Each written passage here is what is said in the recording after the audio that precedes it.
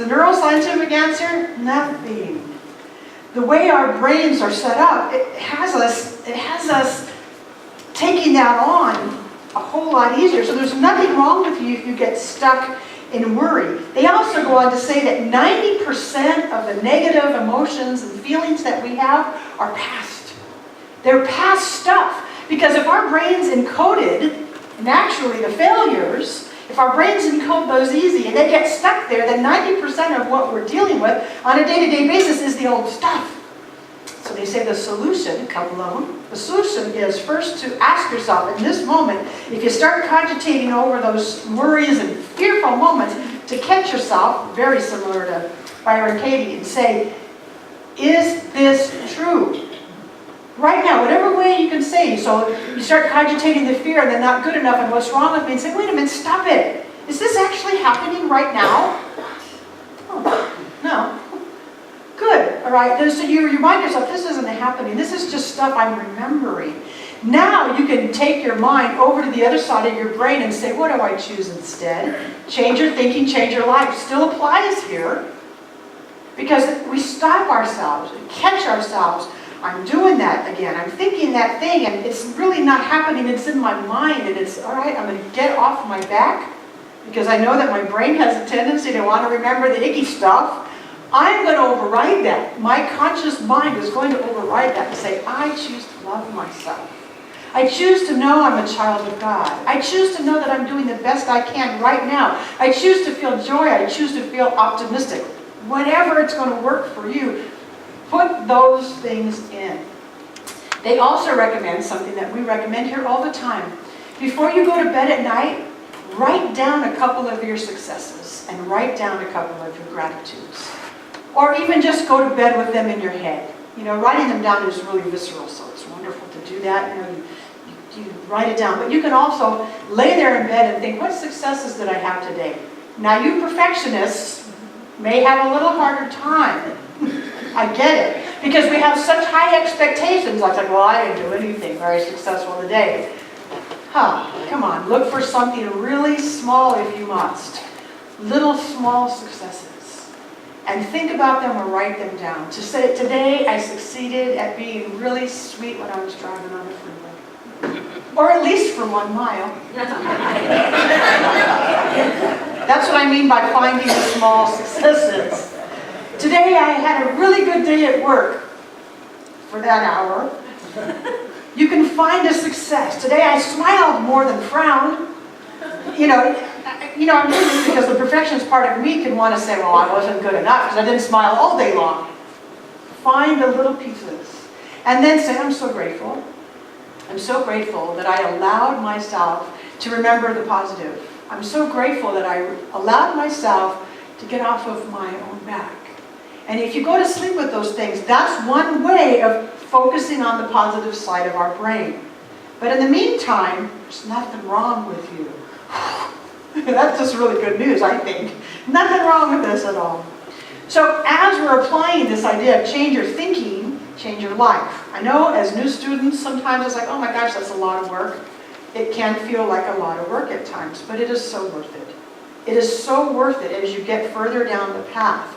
And you find yourself living more in the positive than the negative. You find yourself going to those I am love, God is right here, God is my source kinds of thoughts, much quicker than the, oh my gosh, I wasn't good enough kind of thoughts. It's so worth the effort. As you're learning, change your thinking, change my life, change my thinking, change my life. What do I want to think? What do I want to choose? Keeping those things in there all the time. And as we do it, here comes the crux of today really, be kind to yourself as you do so. Each one of us are spiritual beings having this human experience. We need to be patient with ourselves. We need to be kind as we are remembering. I have a PowerPoint slide, so Ahmad, if we can hit this one. This is by a thing called tinybuddha.com. Be nice to yourself. It's hard to be happy when someone is mean to you all the time. I came across it like that. That's so perfect. Be nice to yourself. It's hard to be happy when someone is mean to you all the time. Don't let that someone be yourself. Don't let that someone be yourself. Be nice to yourself. Recognize every small movement in the direction of your dreams. We can let that go away now. That's perfect.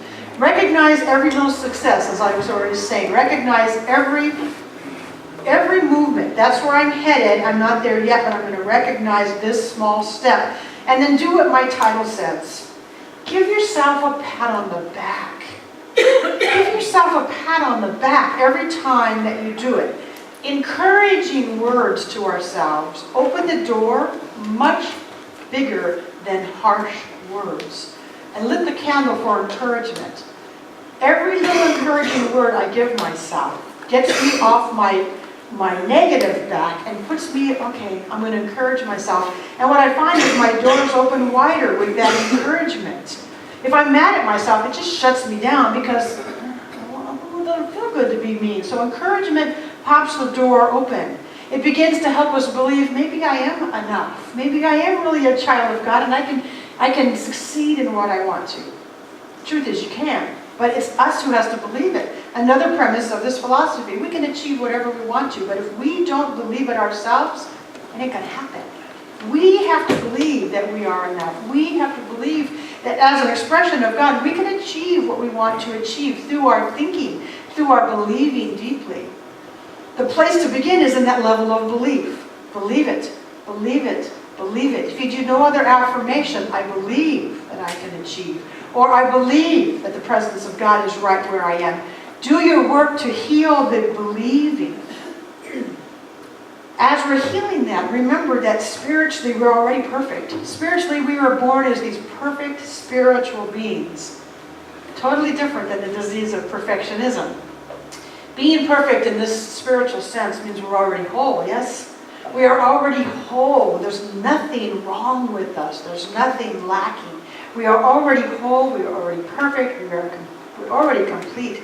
We need to stop criticizing ourselves when we sometimes hit a rocky road. And I don't mean ice cream.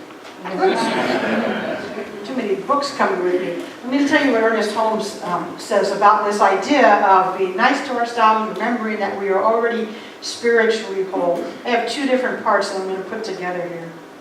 He says the universe, okay, we're going to say God's life, the universe holds nothing against us. No matter how many mistakes we have made, we're still perfect beings within. And the within may become the without. If we will carefully train ourselves to listen to the inner voice of truth, which speaks to us in our moments of quietness. We are each on the path of experience. We're just waking up to the real fact of our true being. As we awake, we find that we are surrounded by some false conditions. But there is something within which remembers the real state of who we are. The real state of who we are is spiritually perfect and whole and complete. We are just waking up. Pat on the back. We are just becoming aware of that. And we want to do it on a very conscious way to become more and more aware of how we are waking up. I want you to give yourself permission to be proud of every little success. Catholics in the room, ex-Catholics in the room, if you were told that pride is one of the cardinal sins, it's time to drop it. Right? Pride is one of the cardinal sins in Catholicism. I want you to be proud. Give yourself permission to be proud of every little success that you make, because the other thing isn't true. There's a proverb, Peruvian proverb, that says, little by little, we walk far. Little by little, we walk far. Give ourselves a pat on the back for every little by little step. Give ourselves a pat on the back when we feel those moments of, I did it. I moved a little bit today. I made an accomplishment. I had a breakthrough. And what we start to recognize is those little by little by little by little moments start to add up to, I'm a different person than I used to be. I'm a changed person. I no longer have that old disease. I'm no longer beating myself up. I no longer have whatever was going on in the fear. Little by little by little by little by little, you start to look back and you see the bigger picture. And you realize, I am not